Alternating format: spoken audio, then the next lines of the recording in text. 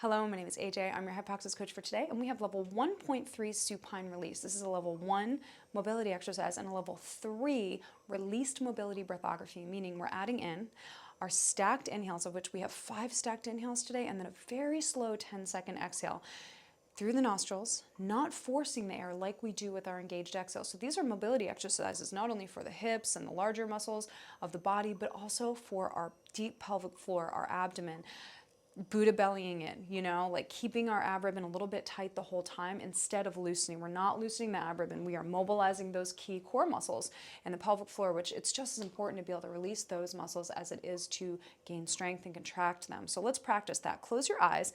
The 5 stacked inhales are little sniffs of air through the nostrils, little staccato sniffs, filling the air into the lungs and using that to fill our ab ribbon, getting that low diaphragmatic breath, and then staying a little bit tight with our ab ribbon as we go through that 10-second slow exhale. No force through the nostrils. In fact, you may want to test yourself and put a finger under your nostrils and make sure that you're slowing that exhale down as we go through that breath pattern. So let's take it in 3, 2, 1. Inhale, 1, 2, 3, 4, 5.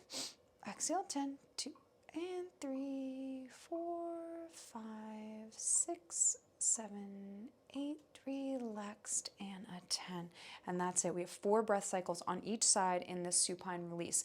Now, if you're working with a HYPOXiX coach and they've suggested a variation on this exercise, you always want to follow that because that's sure to optimize your program. Otherwise, this is the perfect starting place. So let's begin. You don't need any equipment, just your body and the wall. I am wearing socks today just because these, sometimes in the mobility exercises, it's nice to have warm feet. And then also, just connecting to the wall, it just sometimes feels nice to have socks on. Not necessary.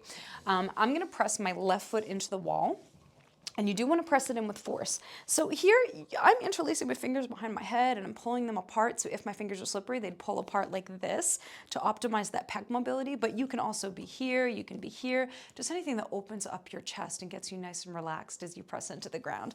Okay, now that left foot is going to cross the body just a couple of inches. So it's halfway between the 2 sit bones. So it's not right under the left sit bone, it's crossed a little to optimize the release of your main primary hip flexor, your psoas. Now, the left glute is gently engaged the whole time. So we're aiming to stay as relaxed as possible in our abdomen and our pelvic floor. There might be a little bit of engagement because I'm cueing you to press your ribs equally into the ground, especially that left rib, and also flatten your low back for this particular exercise. And we're doing that to mobilize our psoas. So that's very specific. So notice, I want a lot of that pelvic tuck to come from you pressing your left foot into the wall so that if the wall were, not hard and it were soft, you'd be pushing it straight through in this direction. So feel that out. Press into the wall, release. So you're activating key muscles in that lumbopelvic hip complex to press your foot into the wall. And that's one of the things that's mobilizing your left hip, okay? Squeeze the glute gently, flatten your low back, flatten your ribs, but yet stay as relaxed in your abs as you can. There's going to be a gentle contraction in the abdominals naturally when you think about pressing the ribs and pressing the low back into the ground.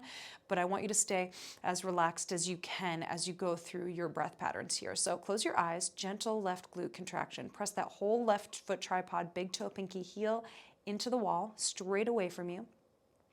Close your eyes, pull the fingers apart. Let's take our breath cycles in 3, 2, 1. Inhale, 1, 2, 3, 4, 5.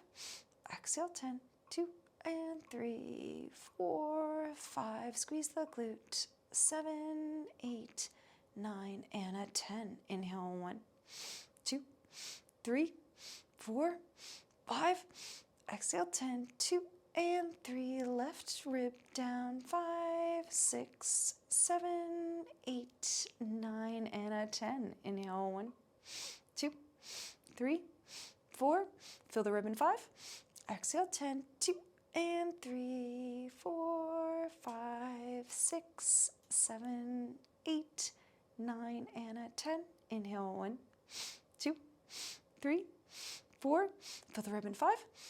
Exhale, 10, 2, and 3. So soft. And a 5, 6, 7. Push the foot into the wall. 9, and a 10. Wow, that is such an amazing hip release. And you're also going to feel the abdominals working a little bit, even though you're thinking about keeping them as released as possible. So you're not forcing an engagement, but the simple act of pressing the ribs down, pressing the low back down is getting a gentle engagement as you release them, which is one of the most effective ways of mobilizing any muscle is by contracting it as you mobilize it. So amazing work. Now it's time to do it on the other side. So you can either rewind the video about 60 seconds so we can perform the exercise together, or you can stop the video now once you're skilled at the exercise. Just stay true to that slow tempo of those slow stacked inhales and that slow long 10-second exhale. Not only is that going to optimize your mobility results, but also recovery of your nervous system. You may want to put a metronome on your phone at 60 beats per minute just to get that guidance in staying slow with those stacked inhales and that 10-second exhale.